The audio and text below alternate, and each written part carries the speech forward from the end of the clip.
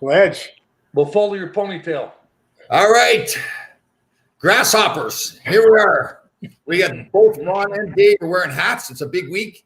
And they did that just for the great Sam Rosen, who joins us here today. Sam, how are you? Great. Hockey is back. What could be better? Yes, it is. That's right. That's right. Not much. Yeah. No. Well, first, I guess to get it out of the way, Sam, what did you think last night, Rangers Islanders? I liked it. Dave, I thought, the guys were spirited. It wasn't the best hockey we'll see, but I think it was a reasonable intensity level. The pace was good. The guys were in good shape. And now it sets it up for Saturday when the playoffs begin. Right.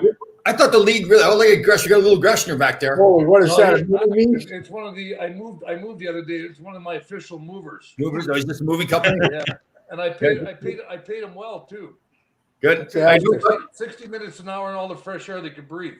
It's amazing how polite he is, especially you being his father. He's a polite young man. Oh, thank you. Yeah. That's right. Being his father. You know what I was impressed by too? I thought the NHL did a great job, like the arena presentation with the noise and the rink, the way it looked at him like that. That was pretty cool. That was awesome. They did a real good job. Steve Mayer is the guy that's involved with the event presentations, and he went up to Toronto, then he went out to Edmonton. They set it up to keep the players safe. Everything gets wiped out between periods and between games. They did a great job. The look is good. And then audio-wise, you have to credit the broadcast networks with piping in the ambient sound. It made it good. It was easy to do the game. Yeah, I was surprised. Like there's no fans there, but obviously making fan noise, but they did it the right way. It wasn't too much. And it was good.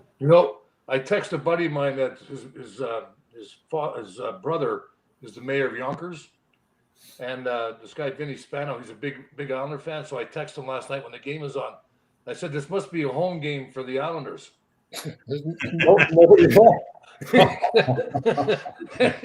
didn't text me back. Yeah, there you go. Well, it's funny. I listened to Jacob Trouba and Chris Kreider this morning. And, it's funny. They talked about once on the ice during the shift, you really wasn't aware that there was nobody in the stands. Yeah. But when you got back to the bench or there was a commercial timeout, it was like it was quiet. Once the guys seemed to be engaged, it seemed to be a big deal. But when you weren't engaged, it was a little different story. And we were talking to David Quinn the other day, and he was saying he's got to be careful how loud he talks to a player, because all of a sudden, if he's criticizing a player, you guys know, coach comes over and he wants to give you crap for making a bad play. He's got to be careful now, because otherwise everybody's going to hear what he says. Yeah. Well, Doogie couldn't have played in that kind of game because there was no girls in the stands. Yeah. He had the game flu. Like he wouldn't even bother. So why would I bother? Yeah. I noticed that in the baseball game the other day, the Dodgers and the Astros got a little bit of a brawl there, right? You could hear everything the pitcher was saying to him, right? Yeah, that's good. It'd be good to get this thing going, though. It'll be fun. When I come back as my next life as a hockey player, I want to come back as Nathan McKinnon. Yeah. Because he gets from his own blue line to the front of the goal as fast as I get from the goal line to the front of our crease. Hey, he's good. Fresh, during the pause, they were playing a lot of those classic games back from the 80s. Yeah. You could shoot the puck pretty well. Once you got into the offensive zone, man, you could shoot it. Well, Sam, that was nice back then because the goalies were bad. So, Sam, when you think back, like which one of my goals was your favorite goal I ever scored? I think the one against JD in your first game. Sam wasn't there yet for that one. He wasn't there. At my first game, Sam, we were playing in Boston, and I'm on the ice, and I'm nervous. Right, first the NHL regular season game, and I tried to fire the puck around the back of the net to get rid of it, and fired it right off the back of JD's leg into our net. First period. Man, that was a nice feeling. That's a great start. Yeah, great start. Yeah, it's funny going back to the bench too, because it wasn't one of those coachable moments where they can say to you this, you need to do something different. I mean, what are you going to say? Well, don't shoot it out the back of JD's leg. JD had those big legs; they're hard to miss. Exactly. Exactly. JD had those 240 legs. There you go. So, Sam, you followed, of course, Jim Gordon and Bill Chadwick, and so just talk a little bit about your evolution to get to where you eventually got to, and how that all started. Dave, I met Jim Gordon. I was still in college, and I was working part-time at WINS. It had gone all news in 1964, and I went to work at WINS. I was still in school at City College, and Jim Gordon was the morning newsman.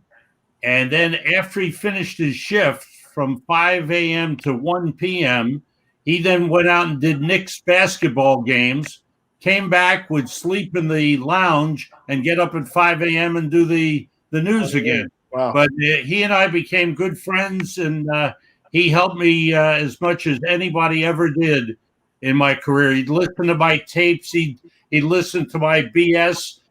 He'd listen to any questions that I had. And then when it came time in the mid-'70s, when I interviewed at MSG, Jim was there to push me along. He backed me up. And 1977, Jim was doing Rangers hockey on TV. Marv was on the radio, and Marv couldn't do a Rangers game. And Jim, I'm sorry, it was a basketball game. Marv had a miss on radio.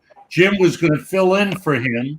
Jim got sick, and he recommended me for the game, and I've been there ever since. You mean they had TV back then? It was black and white, Greg. 3 channels. Sam, when I called you up about being on the show too, we we're kind of joking around a little bit. Like, obviously you don't have to keep doing this job. You still really enjoy doing the job, right? You still have a passion for it?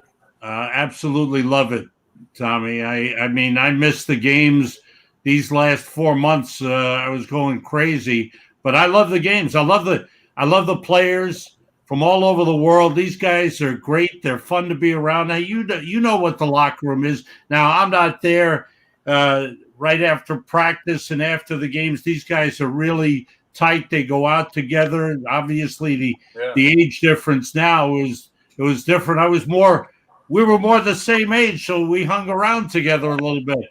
But the guys are great to be around. They've got great stories, whether it's Panarin growing up with his grandparents in Russia and using skates that were 3 sizes too big, or whether it's Capo Kakko from Finland, or Henrik Lundqvist in Sweden, and Mika Zibanejad.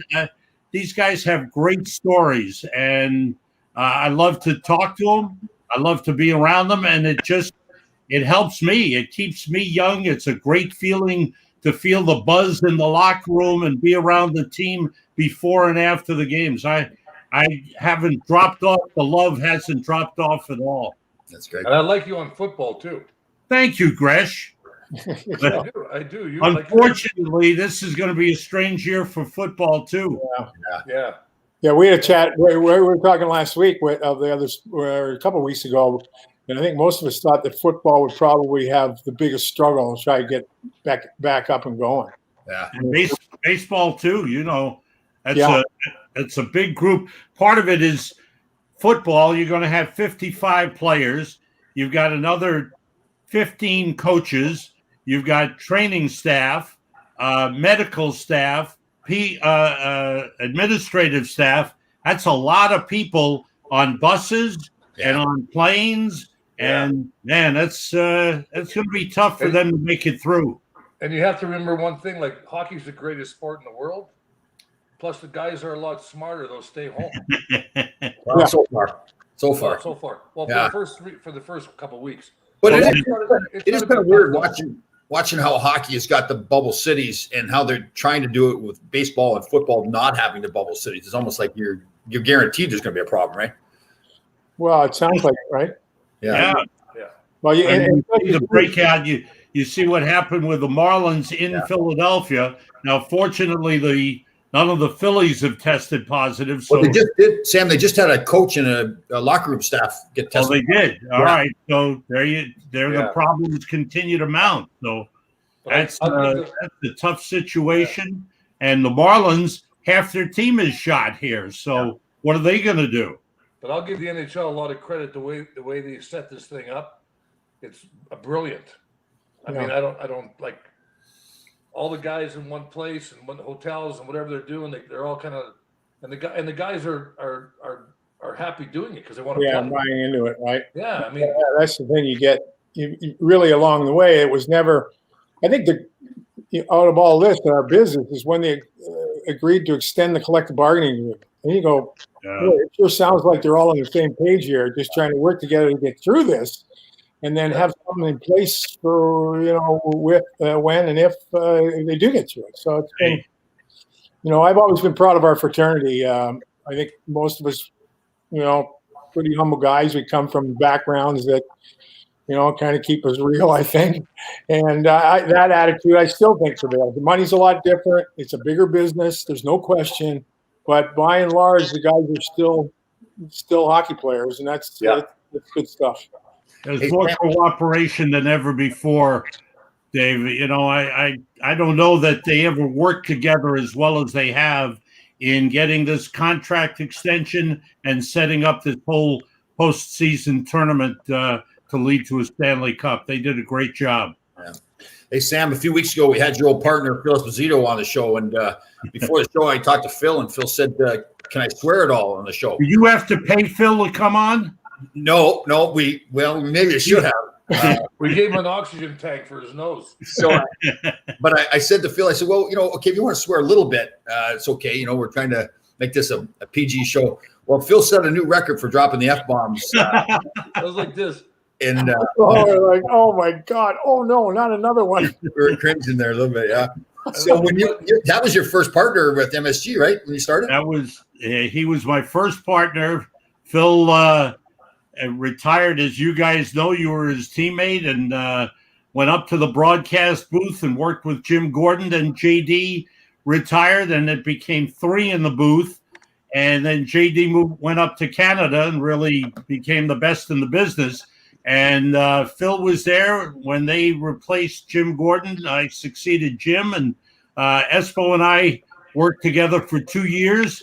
And then I got him a good job as the general manager of the Rangers. So it's your fault. You probably did. You said you want to get rid of him out of the booth. Yeah, really. Get this guy out of here. He talked him up. Well, yeah, built him up. Did whatever he had to do. The funny thing about Phil is he had no idea who the players were, but he knew the game as well as anybody. He wouldn't come to morning skates. I said, Phil, we got to go to the morning skate. We got to see the players. And we talk to the players, and the coaches go, no, I'll be too much of a distraction. So he never went to the morning skate. So I said, how are you going to know who the players are? I said, don't worry about it. We get to the game, and a player makes a great play, and he looks at me and says, where'd this guy come from, Sam? Okay, I gave him all the information, but once the puck was dropped, he had a great feel for the game. He knew where everybody was going to be. He knew who tipped the puck. He knew why a goal was scored. He had a great feel for the game, had no idea who the players were on the ice. He had a good We traded all the Rangers away, too. Yeah. Sounds like a teammate. Did you ever have any cringeworthy moments with Philly that you're thinking, oh God, what's he going to say next? No, we you know what? The great thing, and Dave has got the personality too, because Dave lets it all come out and it's himself. It was Phil being Phil. Right. And he loved to have fun. We had some great laughs. We had a delay in a game of the Montreal Forum, so we had to go on camera. And so Phil says, what are we going to do? And I said, well, we'll schmooze. So we talked, and in the middle, we had these patches that were stick-on patches for MSG, Madison Square Garden. Well, right in the middle, my patch fell off. So he's giving me a look. What are you going to do? Hey, you grab the patch and you put it back on, you know. It was, he loved to have fun, and he still does to this day. He's great to have a laugh with, and nobody tells better stories than Phil about those days with the Boston Bruins. Sometimes I wonder how they made it to the Stanley Cup final and won. Yeah. So, Well, Sam, you know Dave's enthusiasm is for the game, right? Like today, could you imagine Dave doing the TV in 1978? Oh my God! The TV Oh would my have been broke. God. The boards would have been broke. Dave holds nothing back. That's why he became captain. That's what. there you go. There you go. You know what? We need to do a reality show. Dave, Watch that's all a the play. compliment. That's not a put down. No. You were fired up. You were like Yeah. you had an extra engine in you.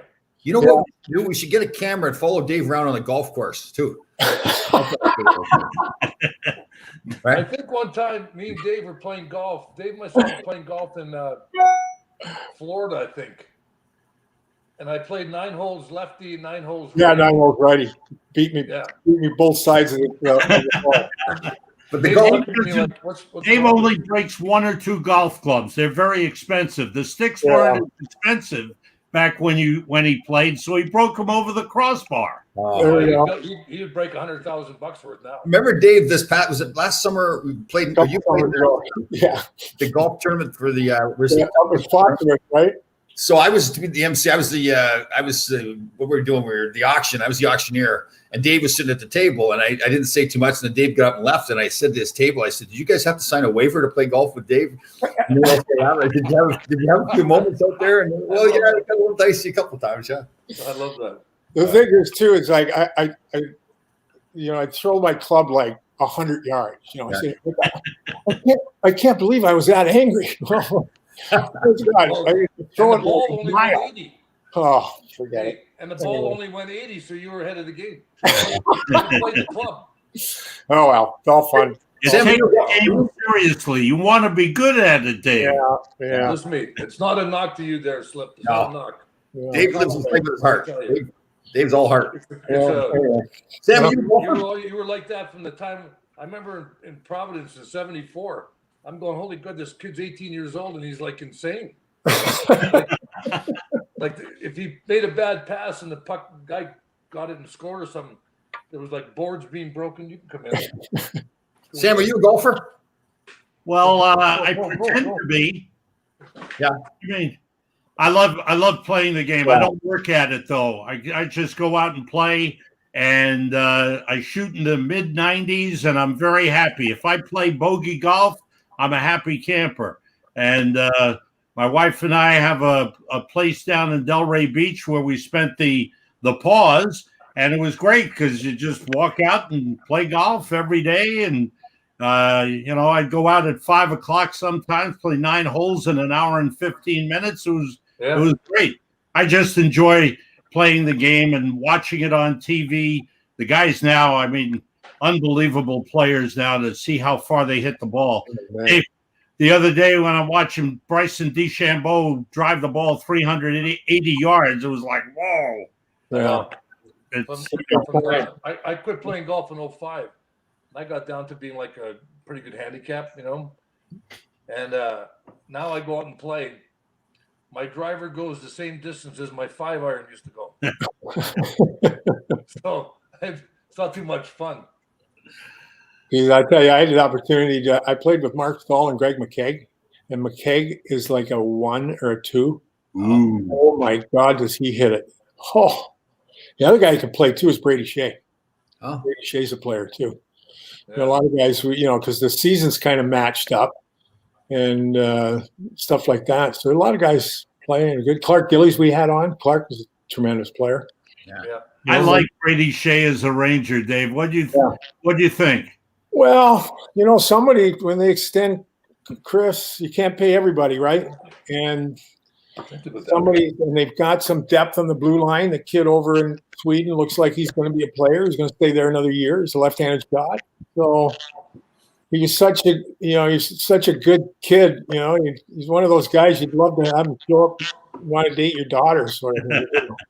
You know, the only problem I had with Brady was I thought he had so much talent. It was almost like it was going to be impossible to live up to that talent. I thought, like when he played some great games, and then you thought, okay, you want that all the time, right? So it's a tough position for a kid to be that good and that talented, and you want and Chris Kreider has that sometimes too. I just think he's a fantastic athlete, and you see sometimes where you're like, wow, and you just want to see it all the time. But I love that player too. Yeah, well, I think the thing with Brady, he's like a lot of great skaters when they're younger. They can outskate a lot of situations. So now when you get up where everybody can outskate situations, then it's, okay, what kind of hockey sense does he have? Yeah. That was always my little bit of a concern was his, with just kind of reading a play and not every guy on your team would you like to have date your daughter. You like to have a couple of guys that you want anywhere near your daughter. None of them. Brady wouldn't fall into that category by any stretch of the imagination. So, and I like, for me, Chris Kreider, it's got to be a couple of years ago, I just signed off on him saying, you know what, this guy's a hell of a player. Whether he gets 20 or whether he gets 40, let's stop judging him by what we think he could be or should be. Absolutely. Because I'm telling you, the minute that guy goes, however, if or when, you're going to say, you know what, we missed an active thing. For me, when they extended him, it's like if you've got to move him, like how do you replace him? You don't. You don't. There are many guys that have played the game in New York the way Kreider has played the game. Yeah. No. Maybe an Adam Graves, Right. a little different style, but doing similar things, going in front, banging with people. Gravy would drop the gloves a few times and protect Mess. But Kreider, there are not many people that I can think of that played the game with the Rangers the way Chris Kreider does. I was happy that they gave him the contract. He's special, and they really he's a likable guy. I mean, the players like him. The guys gravitate toward him. They work out with him in the off season, and he's got a lot more. He's got a lot on the ball. He's got a lot more than hockey, but he dedicates himself to being a top player. Yeah, like his work ethic is incredible, right? I mean, he's always at the rink working out, and I like him too. Like he seems like such a good team player that he's as happy when somebody else on his team does something well as he is when he does something well, right? I think he's really growing into a really important role. I think the other good thing too is I think it's important for a franchise to create an identity, create a culture, and bring your guys along and keep them. Just keep them. I mean, we talk oftentimes about our team in '78, right? Hey, Gresh? Yeah. If we just had a chance to kind of grow together, because the core of that group was pretty good. Yeah, it was good. Really good.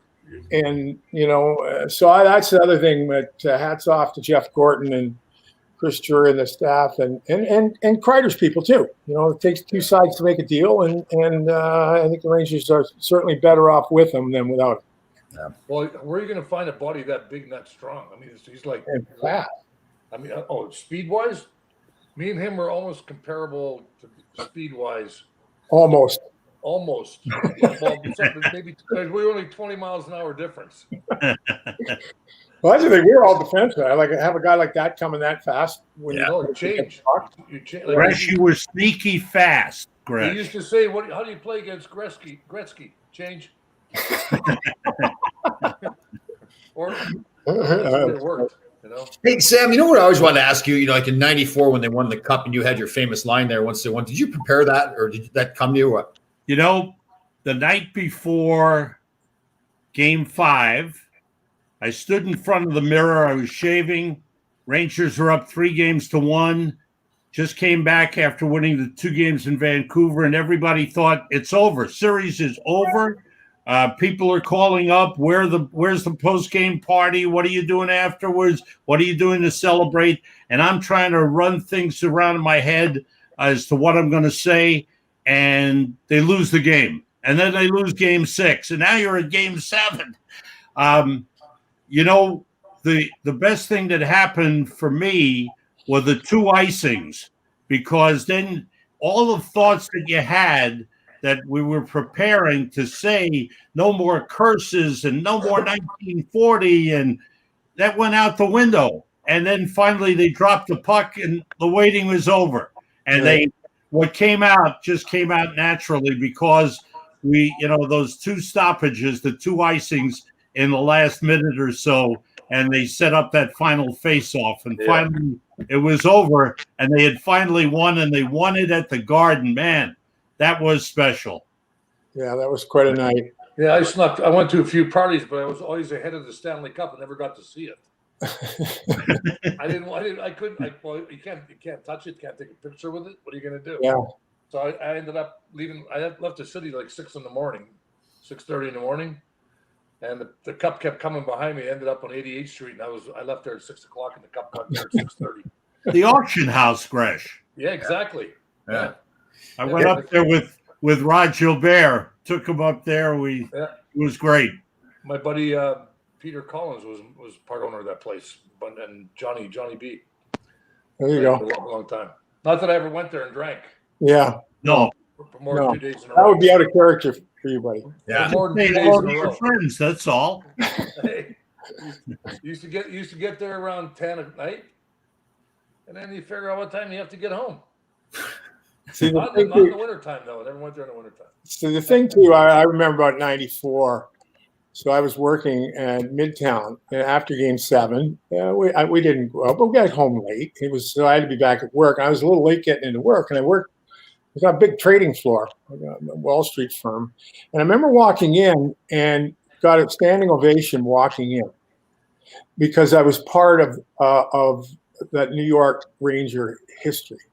And to me, it said so much about New York's fandom and sports that it's almost like, so when you come in young, the world's your apple, right? And you get to a certain point, and then you can't play according to everybody, and then you move on. And then the longer you go, the greater you get in people's memory. And then I just thought that, to me, it was very, very telling what New York sports, and especially the old school teams, the Rangers, Knicks, Yankees, we were part of it. To me, that was not so much that it was the ovation. I just thought it was a great comment on what those old school teams mean to New Yorkers. I think the one part I liked the most. The whole scene was fabulous. The fans were great. There was no rioting. There was no burning of cars like they had in Detroit and other cities after championships. I mean, people loved it. They were happy, and then the whole rest of the week, Friday with the parade and the Canyon of Heroes. I mean, what an outpouring of love for champions. I mean, New York fans are great fans, and they love champions, and they treat them, they revere them. And that's the great thing about being a New York athlete and watching you guys play. That run in 1979, that team is still revered by longtime hockey fans. And people love the heart and soul, and they know how hard it is to get as far as you guys did, and then to win it all. That's extra special. The part I liked is, winning the cup for the fans and everybody else, and all the guys that came before all that.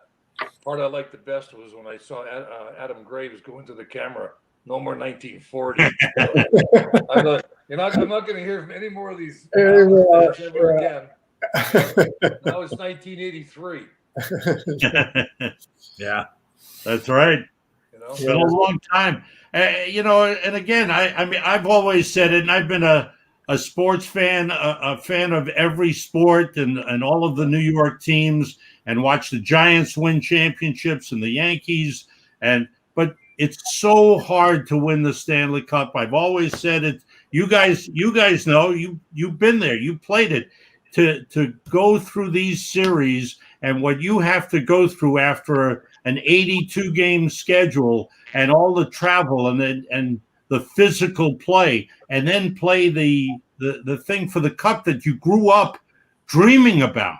And it's just such a tough championship to win. And you see how many teams around the league, they haven't gotten there. They haven't won. It's been years since the Islanders and the Flyers have won. I mean, it's hard. Yeah. I mean, the Flyers are 45 years now. There you I go. mean, think about amazing. that. I That is mean, amazing. you know, and like you go through, like, there's so many teams now, and like I see some people on I watched the MSG Network. I seen a couple of people pick. I think Sam last night you picked Boston, right? Yeah. Yeah, and somebody else picked Vegas. Like, I mean, it's amazing. Like, think about that. That team's third year in the league, and then Yeah. last year they got kind of But pushed out by accident there on a bad call. But the league changes, things makes it better. But there's nothing like watching hockey right now. Like, and somebody said there should be an asterisk next to this thing. They win the cup. I go, if one of these bottom teams win it, they win 19 games. You know where you can put your asterisks. the first part of that word. Pretty close, Dave. I don't want to say it. Don't want to swear on here. But that anytime you can win that Stanley Cup, there's no such thing as that.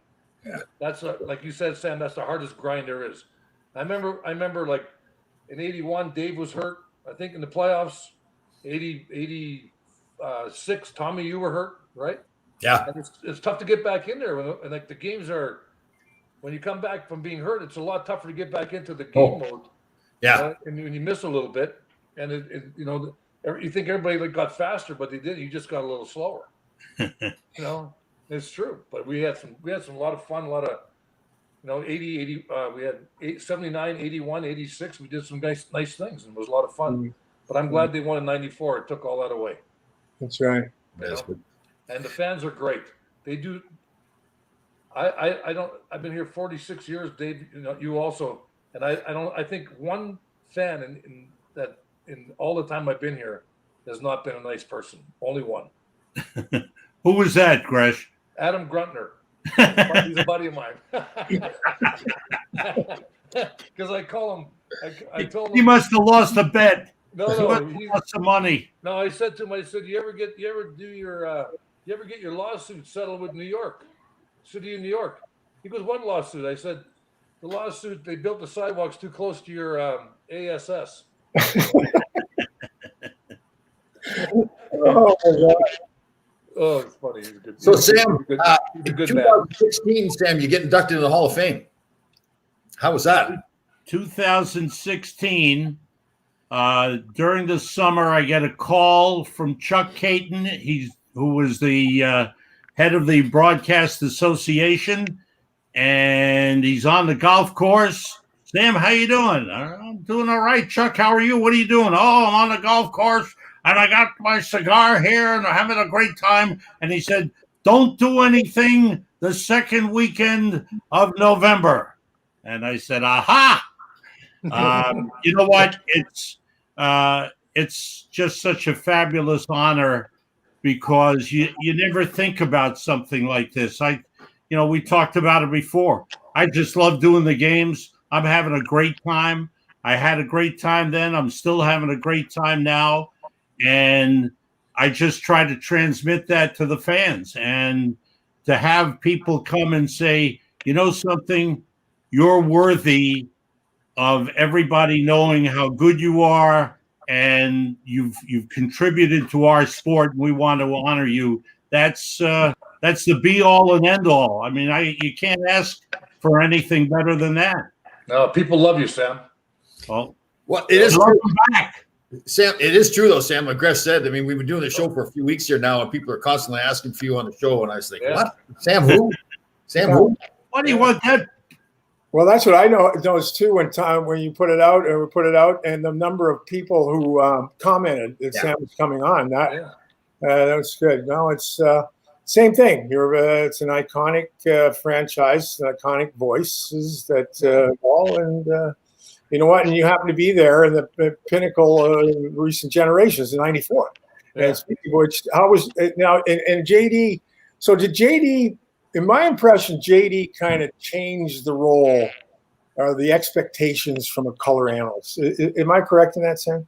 I agree with you, Dave. And you did games on Fox, and what went on and the way different networks approach it. That was a network telecast, and now doing the Rangers for as many years as you've been doing. for years, as we grew up when we were younger, the play-by-play guy virtually carried the broadcast himself. And then you had an analyst here or there, and then an ex-player would come in. But JD went up to Canada, and he was really tutored by John Shannon, who was a great producer up in Canada for many, many years, and worked for the NHL as well. And he helped hone John's skills. And John came back, was a combination of knowledge and personality. He left, as I mentioned, after he retired. He was the third wheel in the booth and was never comfortable being third man with Jim Gordon and Phil Esposito. So he went up to Canada, did games up there for Hockey Night in Canada, and did games in the West. In 1986, when Phil got the job as general manager, he was the guy that everybody wanted, and he came back to New York, and we worked together for 20 years. But because he was the big name, the former star player, the guy who led the Rangers to the Stanley Cup final, the emphasis was on him. He was the star of the show. So my role was to kind of lead to him as much as possible. And what's evolved is the play-by-play guy calls the game, kind of is the traffic and guide. And when you have a good analyst, you want to give that analyst as much room to say what he has to say. And with John, the 20 years at MSG, fabulous for me. It helped me. And then any network that did hockey hired JD. It was ABC or NBC or CBS or ESPN, whoever it was, they hired JD to do the network games because he was the guy that set the standard. And for me, I know I used to think I'd do all this reading and make some phone calls to prepare for games. This guy was watching. He had satellite dishes before there were satellite dishes. He had underground Canadian satellite dish. And he would watch all the games. So I wound up buying one of those big satellite dishes and putting it on the roof of my house just so I could know what he was talking about. I mean, he really set the standard, Dave. Yeah, no, that's what I had often thought that, and really the role changed, and because but he's good. He was good at it. You know what? You know what? He would do things outside the box too, like he would chart when every player on each team had gotten ice time, like the start of the game, to make sure, like, it's interesting stuff that other people weren't doing, right? You say, okay, now everybody has gotten their first shift of the game and they're all in the game now, you know. So he was paying attention to that kind of stuff. It was good. Yeah, no, I just think he, it's good to have him back. I mean, it's good to have him back, and I think that you can see. And again, Glenn was a tremendous part of this franchise. Also, there's no question. It's interesting that different styles, I think, between Glenn and John, but I think they're equally effective. I think Glenn brought great stability to the franchise. Mm-hmm. There were once Glenn set in, and he had the respect of the league, the ownership. There was great stability in the organization. For years, there would be a changeover, either a coach or a GM would be changed every couple of years. Once Glenn came in, everything settled down. And once we got past that lockout, the Rangers came back from that lockout and became a winning franchise for more than a decade after that. Yeah, and I think Glenn did a lot of stuff, not only for the players that were playing, current players, but for a lot of the alumni too, which was no question. Absolutely no question. He was a major factor in establishing our alumni group and getting. He had a great feel for the history of a franchise and what the players who had been there before had meant and done, like yourselves. All that you had done to help build the Rangers' stature within the marketplace. Yeah. And Glenn always tried to he's the tough guy role too. I remember as an agent, he's a general manager. He was always gruff and all that. When you talk to him, he's the nicest guy in the world too, right? He's like, oh yeah, I'll tell you, he never paid full price for anything though. I'm gonna tell you right now. oh, is that right? The best of everything, right? Yeah. There's no question. Dressed Natalie, he was unbelievable. But I swear to God, I don't think he ever paid full price for anything. Oh, now I like him more. Huh? I like him more. Now I really like him. That's why you Western Canadian guys are also wealthy, for God's sake. Yeah, he owns half a Banff, doesn't he? Yeah, he does. Yeah. Half of Banff, half of Palm Springs. Yeah. That's right. Good for him, though. He's good. Always have until you get to know someone. You think you know someone, and, you think by outward opinion or impression, and then you find out. We had this conversation when Clark Gillies was on, right? At Tenelli, you think a guy you played against was this kind of jackass, and he was doing this, and then you get to play with him. The guy's a hell of a guy. Well, Clark, he is a jackass. Listening. Yeah. We had Clarky on. I couldn't believe what a good guy he was. This you said, Dave, you have this vision of this guy with one eyebrow across the top of his head, right? And here he is. Sweetheart. I played with him in December 1973 against the Russian team. What day in December? It was December 19th. 19th. Okay. There you go. Tom. Anything else you want to know? No, that's fine. That's good. What time is it? Do you want me to tell you the 3 days you scored your goals? Yeah, there's big days though. There's big days in my life. So, Sam, how do you think this thing will play out? Yeah. He was some guy. You talk about the prototypical power forward. I mean, what a player, as strong and scary on the ice. And There's Tom. So, Sam, did I hear a while ago that you picked Boston to win it all this year? Well, you know what? I thought it over. I liked what some of the teams have done. I like what Tampa's done. But you know what? The Boston Bruins, what a great season they had. They had injuries throughout, up and down the lineup. Different guys would go out. And I think Bruce Cassidy does a terrific job behind the bench. Maybe he gets overlooked, though he is in the final three for the Jack Adams this year. That's a terrific team with two good goalies in Tuukka Rask and Jaro Halak. And they lost a heartbreaking series to St. Louis in the Stanley Cup final. So, yeah, I like that team. I wouldn't be surprised if St. Louis is back there again, though I think there's more balance, and you might get an upstart team if somebody gets hot for like Colorado or Vegas. But I wouldn't be surprised if it was Boston and St. Louis and Boston wins this one.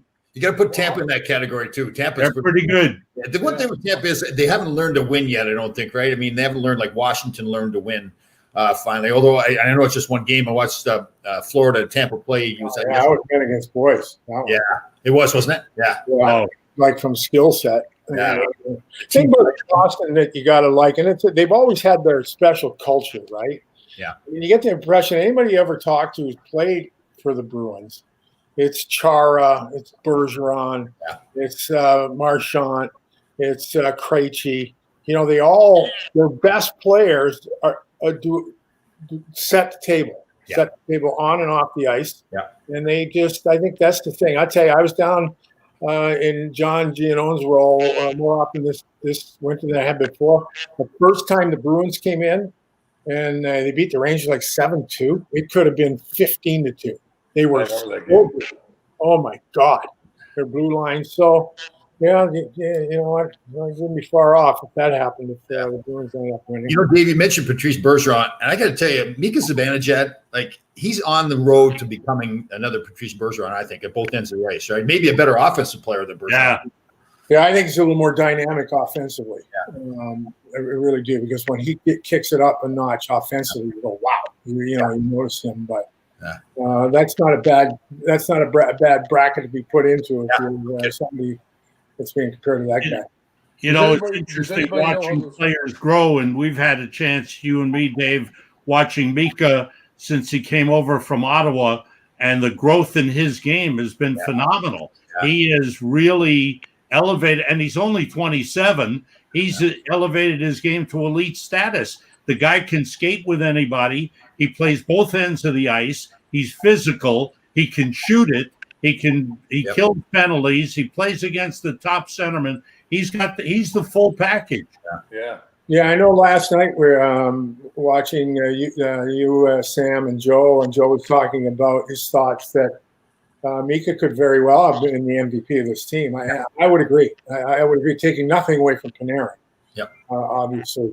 But he plays in all three zones, and he missed 13 games. So it's interesting, you watch a guy grow. He's got a lot of interests, right? I listened to an interview on one of the MSG shows, and he took up the Magic this summer, during the time down, studying on YouTube.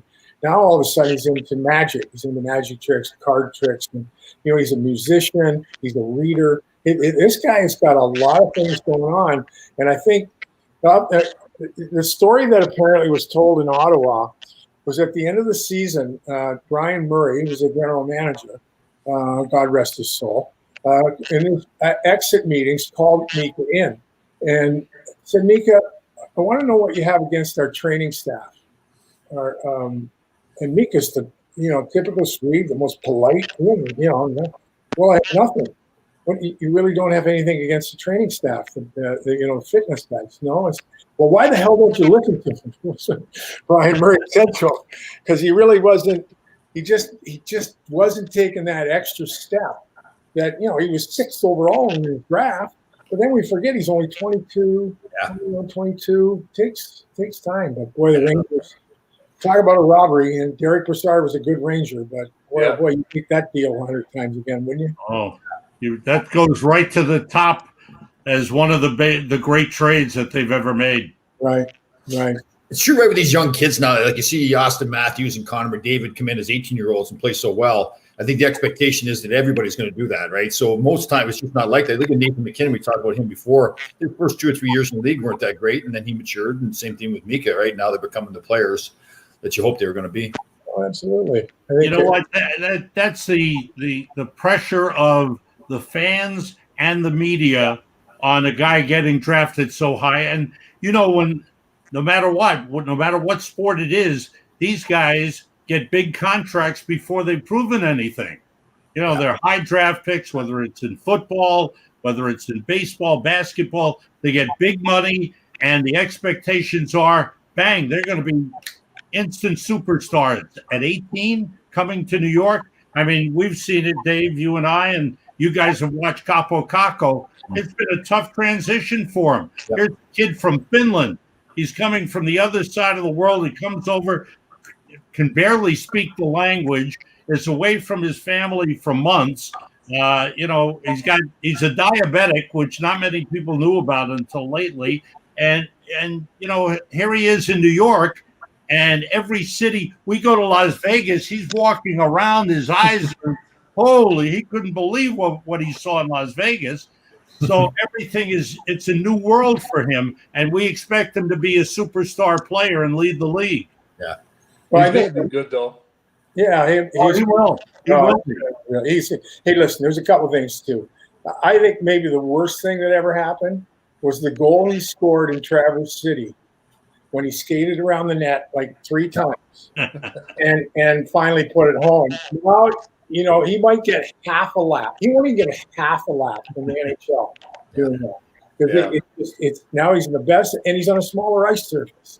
So he grows up on the big ice surface. Now he's battling these veteran defenders like Coburn and, these bigger bodies that have been around a little bit.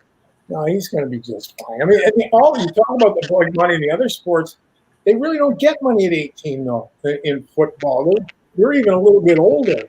Like the kids come out of college or kids come out of, hockey's a little different. These guys are so young. And I think the league sells whatever draft class it is as the next great class. Yep. The next Crosby, the next McKinnon. You're like, whoa. The next Gretzky. Whoa, wait a minute. Well, Dave, how old? You were 18. Yeah. No, I had no. it was I had different. to take you under my wing, though. That was okay. Yeah, that was the reality. Good job, Gresh. That's, You, that's how you get screwed up, Dave. That's how you get screwed my up. first Yeah. roommate there, Lego. Oh my No, God. listen. I thought he was going to. I thought the kid over in Hughes in New Jersey might have a better chance because he was used to playing on smaller ice. But he's like this big. Yeah. Yeah. And then the Devils, they put him in every possible situation. Killing puck, you put him on the power. You're like, what are you doing? So anyway, Sometimes it's better to Lindy, sit and watch. we'll see if Lindy can straighten him out. yeah. No, I that's got great. one quick question here. The four It's not gonna be teams on quick. the top of both sides, right? In the conferences, they're playing each one game, right, against each other. Yeah. Yes. So how do they break that down? Say the teams end up 2-1, what they go to goals for, goals against? I think it might be goal differential. Yeah, I think it's goal differential is the first Is the category. first one? Okay. I think.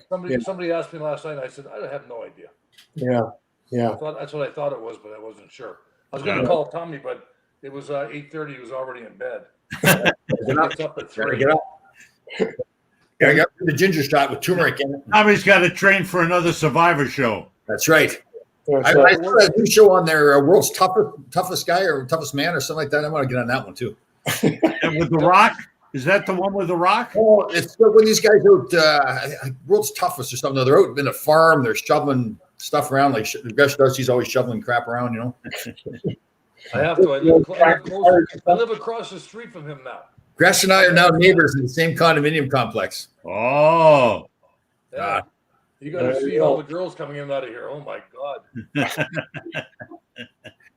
How do they get there with EMTs? Is that how they come? Wheelchairs. Wheelchair access. Yeah. That takes me 3 days to be able to walk down the stairs. you have elevators to get back up the stairs? No, I want to be able to walk. I don't walk like Mr. Layla there, Mr. True Grit, who walks 80 miles in a day. Like I keep it down to where I know I'm going to be alive when I get home. The other day I'm sitting on the back having a coffee and he goes, "Close your door. You're letting the cold air out."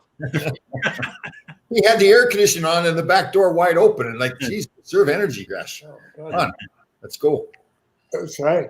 That's okay. Sam, it's been great having you on. In all seriousness, I know the guys already said already, but in all truth, the fans all wanted you. They were clamoring to have you on, and once they knew you were coming on, and I couldn't understand it why people like you so much, but apparently you do. I don't know. Yeah.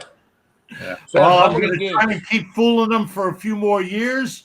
That's right. But guys, it's great to be around you guys, and I'm so glad that you've stayed after your career in New York and been part of the Rangers. It's what makes the organization so special. We've been friends for so many years, and it's the best. I couldn't think of any better organization with the history that the Rangers have, and you're such a big part of it. And it's just great to be around you guys. Sam, Thanks, how many games have you done for the Rangers? Oh, I don't count, Gresh. I have no idea. Got to be 3,000, right? It's pretty cool. Oh, easily. It's a lot, and I hope I have a lot more coming. Oh, you will. I mean, I think it's great. I like it. I think it's like. I think Gresh is trying to get rid of you, Sam. It's like Oh, no, I don't want. I would never want that job. I wouldn't. I don't even like going on the TV to talk because I'm too far from the Delta Club. When I have to go upstairs and do the radio with Dave, you know how long it takes me? Oh my God, it's 4 beers to get up there. Well, you could get on the headset downstairs, Gresh, there you go. Oh, I'm good. I'm good. right outside the locker room. Right outside the Delta Club. Yeah. You're right in the Delta Club, yeah. So one person really high up at the Garden one day said to me, "Why don't you come to the suite?" Right? And I'm going like, I'm good. I like to hang in the Delta Club. I like to hang with the fans, and I enjoy it. Yeah. It's I have a good time, and I love going to the Garden. I'm as upset as you could be about the Garden not being open. I hate it. It's 5 months, whatever it is now, almost 5 months, and it's terrible. Yeah. Yeah. Well, it'll be back. We'll be back. Yeah. All right, Sam, it was great having you on. We're going to do it again sometime too, okay? Thanks, Tommy. Thanks, guys. And Good. Yeah, You guys do the game Friday or Saturday, I mean. Saturday. Yeah. Before we sign off, I want to extend condolences to Chris Rorak's family. Chris was the coach of the Greenwich High School hockey team, and he was a pretty important member of the Greenwich Skating Club. He passed away last week, 47 years old. He had a heart attack. He has twin boys who are big Ranger fans. Going to be freshmen at Greenwich High School. So all this hockey world's pretty tight. So to the Roraks, you're part of I got one too for Barry Beck. Yep. Yeah, I'm very Oh my God. Very sad. Yeah. His son Brock Right. Was I don't want to use the word murdered or kid, but up in Ontario, and I sent Bubba a few messages and everything else, and it's just I've known Bubba since he's 15 years old, and we've been good friends, and I send out the best to our prayers and everything else to his family and everybody else. I hope he can get through it with it's always a tough thing when that happens to your one of your kids. We're all dads, so you gotta know how that, right? So You can't. so anyway, I know, and we love Barry. And he was a great teammate and a great everything, a great father. And I know I read this thing on Facebook and knowing Bubba, like how tough he was, and the way he said, I was sad I couldn't be there to help my son.